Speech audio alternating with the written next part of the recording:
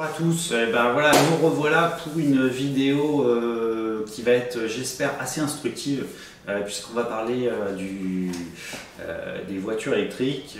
Aujourd'hui, on en voit de plus en plus un peu partout et beaucoup de personnes me demandent mais qu'est-ce que tu en penses, les voitures électriques, c'est rentable ou pas, est-ce que c'est économique, etc., etc. Et c'est vrai que c'est pas mal le fouillis, donc on va refaire un petit point là-dessus. De manière le plus précis possible au niveau de l'utilité, le coût, les assurances, les entretiens, etc. Où on se situe là-dedans comparé au thermique. Concrètement, il faut savoir que déjà à l'achat du véhicule, un véhicule électrique est plus cher qu'un véhicule essence. Ça, c'est une certitude. Évidemment, vous allez me dire, le véhicule électrique, il y a des aides pour l'achat neuf, etc. Là, en ce moment, il y a à peu près 7 000 € d'offres à l'achat. Mais il faut savoir quand même que, à comparaison de véhicules équivalents, si vous prenez une 208, avec une 208 PureTech, donc en essence, et une 208 i208 en électrique, la i208 elle est quand même nettement plus chère, donc à cause d'une technologie, etc., embarquée qui est aujourd'hui plus innovante, etc., etc. Voilà, donc il y a une aide, évidemment, c'est pour essayer de revenir aussi dans un niveau de prix qui est un peu plus cohérent et un peu plus abordable.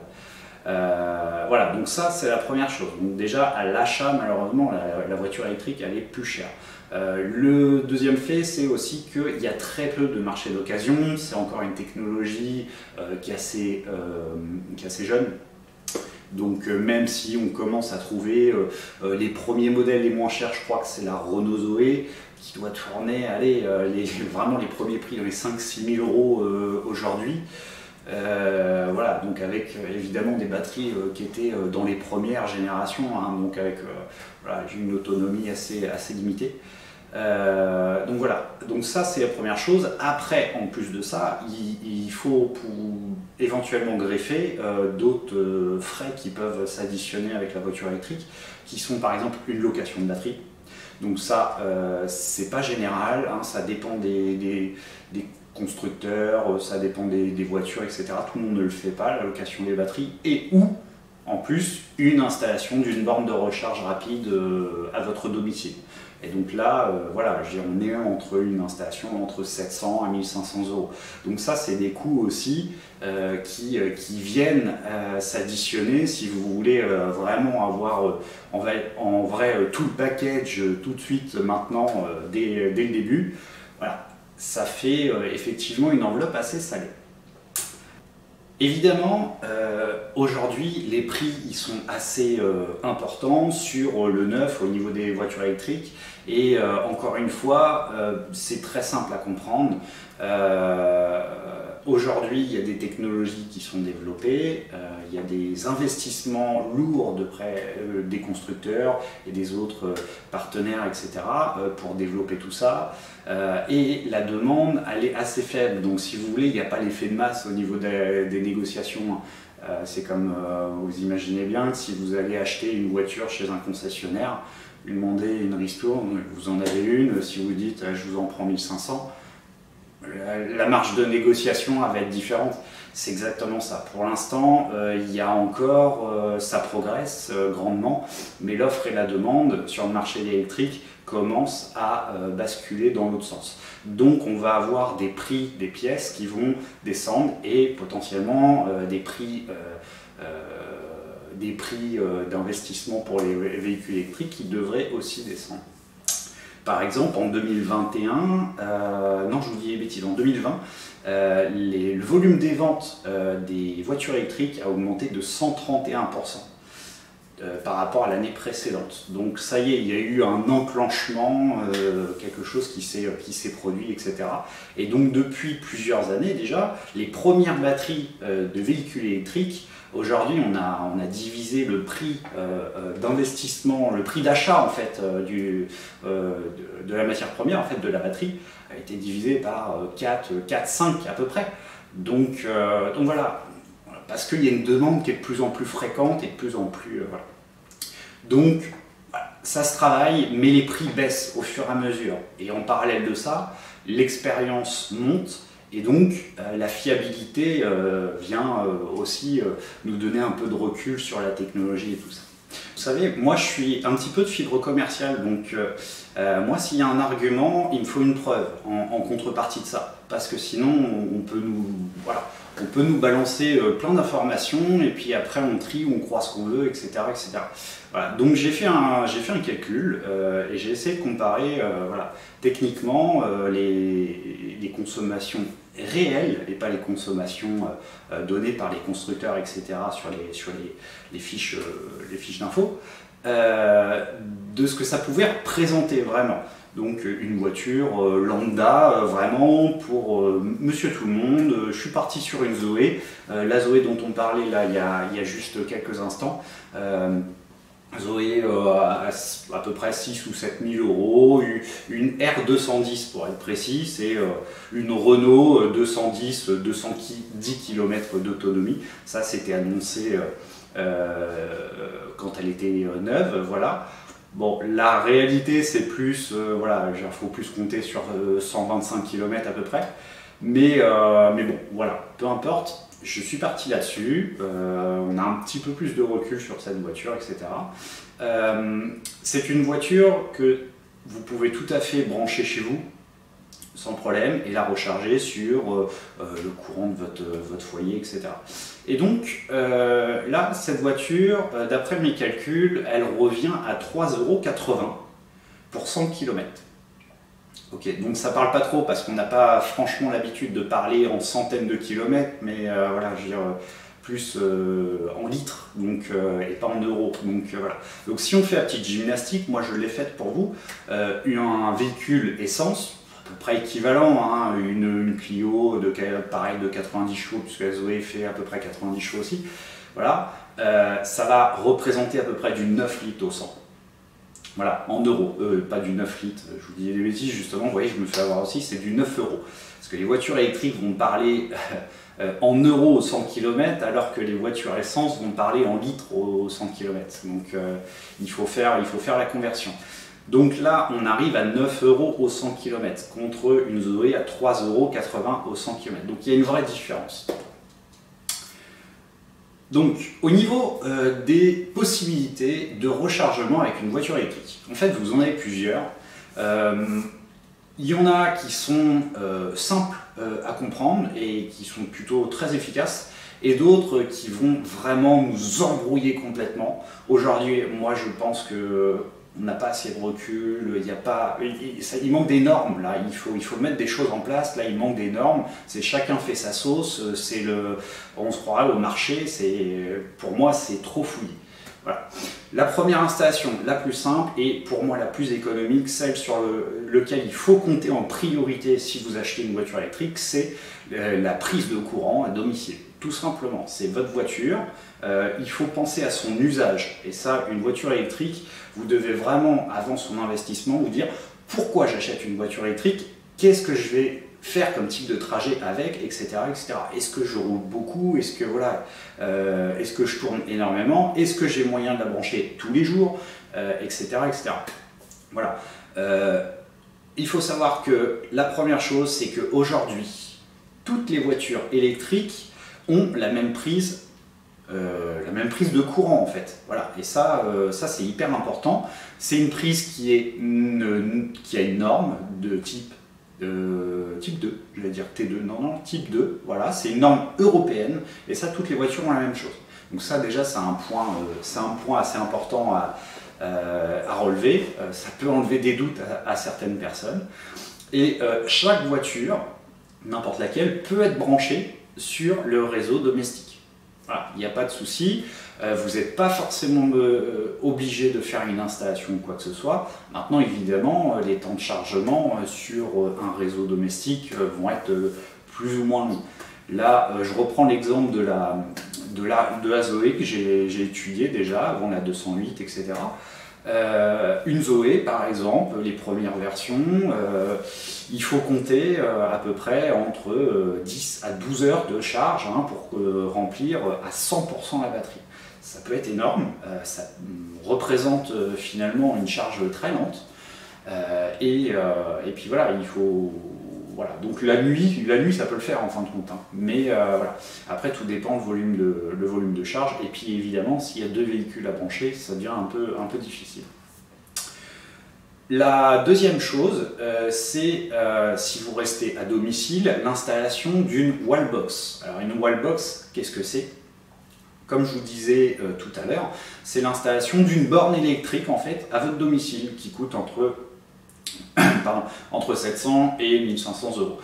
L'avantage de la wallbox, il y en a 2 principaux. C'est la première, ça va protéger votre réseau électrique pour une surchauffe ou autre. Enfin voilà, c'est là vraiment pour protéger l'ensemble, puisque bon, bah, y a quand même des kilowatts qui tournent assez importants. Et le deuxième, bah, c'est un gain de temps. Il est possible de, par exemple, là, en l'occurrence, là pour la Zoé, de diviser assez symboliquement par 2, voire peut-être par 3 le temps de charge.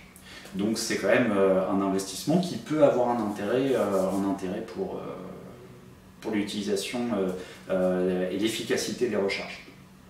Ensuite, on a évidemment les bornes publiques. Alors ça, les bornes publiques, à partir de là, sortez les aspirines, parce que franchement, je vais essayer de vous épargner, mais c'est le foutoir. C'est le foutoir parce que chacun fait à sa source. Il n'y a pas de règles, il n'y a aucune norme, il n'y a pas de règles de prix, il n'y a pas de règles sur qu'est-ce qu'on paye, qu'est-ce qu'on ne paye pas, etc., etc. Vous allez avoir 2 marques quand même qui se distinguent et où voilà, on remarque bien qu'il y a un vrai service de qualité, il y a vraiment quelque chose d'efficace qui est à la clé. C'est le groupe Total et le groupe Ionity. Ces deux-là voilà, vont avoir une certaine efficacité, par exemple, être en capacité de vous remonter la batterie de 20% à 80% en à peu près 25 minutes pour 30 euros, je crois que c'est l'inverse, en 30 minutes pour 25 euros, enfin voilà. Voilà. Mais globalement, hormis eux, à côté, c'est vraiment le brouillard complet. C'est-à-dire qu'il y en a qui vont vous dire vous allez payer en fonction de la puissance que vous voulez, la puissance de votre voiture.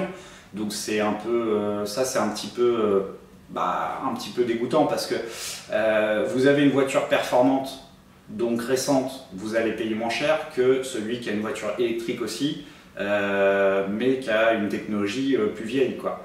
Donc c'est bon, voilà. Après, il y en a qui vont vous payer la minute. Bon, bah, ça au moins, voilà, vous faites juste le nécessaire, le minimum possible, histoire de dire bon, voilà. Il y en a qui vont vous payer, enfin qui vont vous facturer à la puissance de la borne. Sachant que sur les puissances de borne, il y en a, vous allez tomber sur une borne qui fait du 30 kW et tout ça, et puis à côté, il y en a une qui fait du 300 kW. Donc 10 fois plus puissante, enfin il n'y a aucune norme, vous prenez une borne, vous ne savez pas sur quoi vous tombez. Et les tarifs, c'est même plus du simple au double, c'est voilà, nuage complet. Donc voilà, il faut faire très attention aux bornes. Moi je pense que c'est vraiment des solutions de secours quand vous êtes embêté et que vous n'avez pas d'autre solution. La meilleure solution, celle qui est la plus économique, c'est votre domicile. Voilà. Clairement, c'est votre domicile. Est-ce que votre véhicule électrique est en capacité de faire tous vos besoins, on va dire, pour la journée, jusqu'au branchement du soir? Si c'est le cas, moi je pense qu'il n'y a aucun problème et que là, vraiment, effectivement, c'est rentable, c'est économique. Ouais. Ensuite, il y a d'autres frais qu'il faut penser aussi dans l'usage d'un véhicule, bon là en l'occurrence électrique, mais voilà, c'est un véhicule qui circule, donc évidemment, notamment la carte grise, comme les hybrides, c'est une carte grise gratuite. L'électricité, bon évidemment c'est payé en électricité, hein, mais globalement vous n'allez pas forcément la payer si vous la chargez à votre domicile, vous ne la payerez pas tous les mois, vous n'aurez pas de forfait, on va dire budget carburant, voilà, véhicule, etc. Non, c'est simplement votre facture d'habitation électrique où bah, voilà, le forfait va augmenter, quoi. Voilà. Mais l'avantage, et ça, on a cette chance-là en France, c'est que, après, ça plaît pas à tout le monde, mais en attendant, là, c'est juste un fait. Voilà, les centrales nucléaires font on a un prix très compétitif au niveau de l'électricité en France, et en plus, il est stable. Donc, on se retrouve avec un budget, contrairement à un budget carburant essence, qui fait pas du yo-yo, qui passe pas de 200 €. Au mois d'après à 250, après à 130 et après à 280, etc. Voilà, non, il y a un budget, voilà, si vous en avez pour, je sais pas, je dis une connerie, 40 € d'électricité pour le mois avec la voiture, et ben c'est 40 € tous les mois et toute l'année. Voilà. Donc voilà, c'est déjà quelque chose qui est un peu plus rassurant aussi au niveau de la gestion du budget. Après, on a encore deux éléments qui sont intéressants, même si on n'a pas encore forcément le recul. Alors le premier, c'est le plus simple, c'est au niveau des assurances. Les assureurs annoncent avoir des tarifs plus réduits pour l'électricité, de l'ordre de 20%, 20-25% à peu près, plutôt 25% en moyenne par rapport à la même version mais en thermique. Donc voilà, 25%, c'est déjà un petit peu moindre. Pareil, au niveau de l'entretien, ça, les constructeurs de voitures, hormis s'il y a des locations de batterie, etc., etc. Mais globalement, sur l'entretien, il y a quand même beaucoup moins de pièces mécaniques. Il n'y a pas de soupape, il n'y a pas de piston, il n'y a pas de courroie de distribution. Voilà, je dirais, il n'y a pas 36 choses, donc l'entretien, c'est pareil, il est globalement entre 25 et 30% moins cher. Voilà, hormis les freins, les pneus, voilà, globalement, je dirais, on tourne assez vite sur des réparations et des entretiens qui sont faciles, voilà, donc ils ne devraient pas logiquement monter non plus sur des réparations les plus coûteuses, puisque les gros éléments ont été neutralisés. Donc ça, c'est plutôt une bonne chose. Attention cependant, on n'a pas assez de recul sur la fiabilité. Est-ce que les batteries, il ne va pas falloir en racheter au bout d'un moment? Est-ce qu'il ne va pas y avoir des problèmes électroniques qui vont devenir, là pour le coup, aussi pénalisants? Donc tout ça, ça reste à voir. Donc voilà, globalement, vous pouvez remarquer que la voiture électrique, elle est quand même nettement intéressante. Mais encore une fois, là, elle n'est pas aussi polyvalente qu'une voiture thermique, essence ou diesel, ou voilà. Elle n'est pas aussi polyvalente, donc il faut vraiment la mettre en comparaison avec l'usage.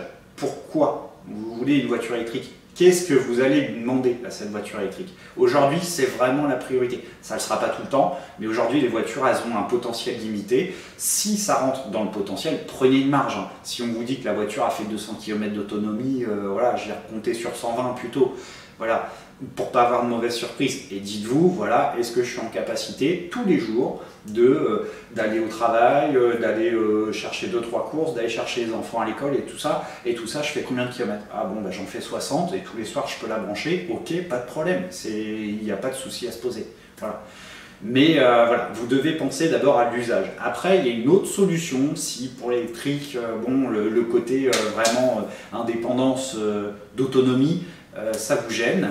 Il faut savoir qu'aujourd'hui on commence à avoir beaucoup de recul et on a aussi des super véhicules hybrides qui sont en place sur le marché et qui aussi bénéficient d'une capacité à rouler des fois 40 km en tout électrique. Donc la règle du jeu, c'est d'optimiser sa conduite de manière à générer du frein moteur qui va recharger les batteries et de rouler plus souvent en tout électrique, quoi. Mais voilà, si vous avez les batteries vides, hop, le thermique il reprend le relais et puis voilà. Donc là, ça maîtrise pas trop mal le budget et vous n'avez pas le souci de tomber en panne. Voilà, sur ce, le sujet est vaste, il est complexe, on pourrait en parler pendant des heures et à chaque fois on n'aurait pas forcément les mêmes résultats. Voilà, il faut retenir deux choses. La première, c'est que la situation sera toujours différente pour une personne ou pour une autre en fonction de ses habitudes de vie. Ça, c'est la première chose. Et la deuxième, la rentabilité, elle sera également toujours différente en fonction de ce que vous comparez. Si vous voulez acheter une 208, une i208 En comparaison, remplacement d'un gros Range Rover, Cherokee V8 essence, etc., la rentabilité elle est fulgurante, c'est évident. Si vous voulez remplacer contre, je sais pas, un véhicule hybride qui a 2 ans, etc., qui était déjà très performant, qui pouvait aussi déjà rouler en tout électrique, là la différence par rapport à l'investissement que vous allez lâcher tout de suite, c'est serré quand même. Ça va être long. Hein. Voilà. Donc voilà, tout ça, c'est à vous de faire le calcul et de voir en fonction, de doser en fonction de vos besoins, ce que vous cherchez et ce que vous avez à remplacer et tout comme véhicule. Voilà, bah sur ce, c'est terminé. J'espère que vous avez quand même appris les choses. Et surtout, n'hésitez pas dans vos commentaires à nous donner aussi vos impressions, ou même si vous possédez une voiture électrique, nous donner vos retours d'expérience. C'est très riche pour l'enrichissement de tous et le choix judicieux que chacun peut faire.